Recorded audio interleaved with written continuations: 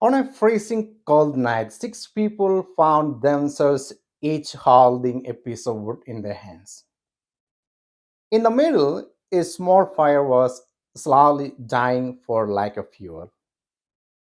The cold was becoming unbearable. The first person was a woman, but when she saw the face of a dark skinned immigrant next to her, she thought, why burn wood to warm someone who has come to steal bread and work? The man standing next to her saw someone who did not belong to his political party. He would never have wasted the piece of wood on a political opponent. The third person was a poorly dressed man, and the one beside him was a rich man. Why waste the branch on this rich man? He thought. The rich man sat and thought about his possessions. Why waste the piece of wood for these lazy and incompetent people? The immigrant clenched his fist tightly around the piece of wood. He knew well that all these white people despised him. The last member of this sad little group was a narrow minded and suspicious fellow. He did nothing but profit. They must pay dearly for that piece of wood, he thought. And they found themselves like this, with the piece of wood clenched in their fists, motionless in a freezing death. They hadn't died from the cold outside, but from the cold inside. See, to avoid danger of getting lost in our lives, we made love a calculation. Faced with the fear of losing, of loving to the end, we have set limits to love.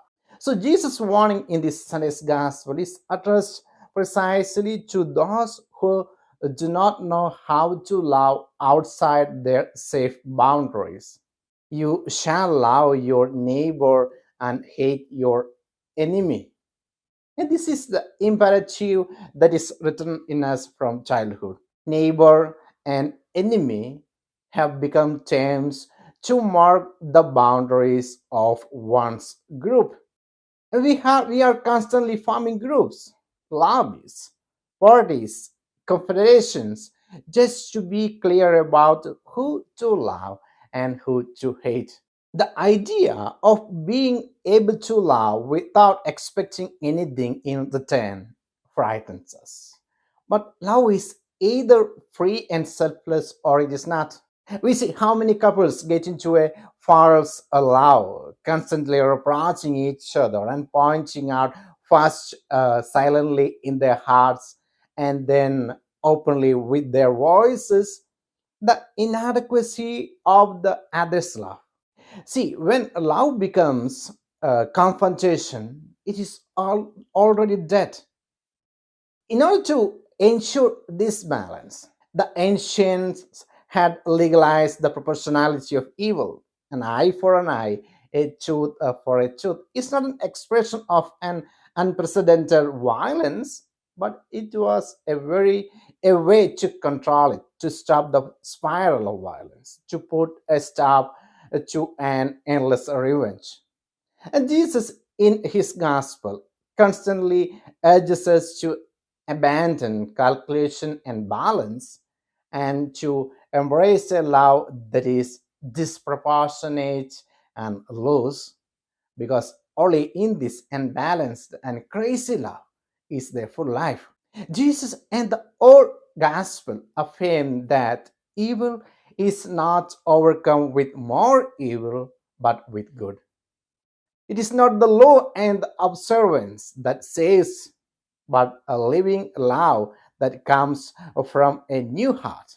You know, the British in India at that time did not fear the armies or the enemy, but the non-violence of Gandhi.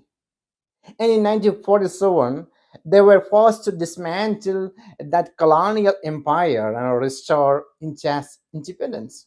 And for us Christians, Gandhi's stern warning applies. He had the highest regard for Jesus Christ and he was open about it. When asked one day why he hadn't become a Christian, he replied, I would be Christian too if Christians were Christians 24 hours a day. Dear friends, holiness is not a pattern. It is above all the art of living like Christ, of being of Christ, as the second reading suggests us.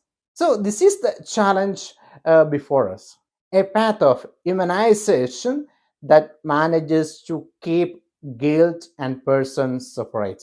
Responding to violence with violence is tantamount to placing the other in a reductive scheme according to which you are your own fault. You are equal to what you have done. See, love for the enemy is not a resignation, but corresponds to the difficult and not obvious exercise of not enclosing the other in the image he has shown to us. Thus, there is much more than the evil deed he may have done. No one can be homologated to the violence he commits and to his guilt.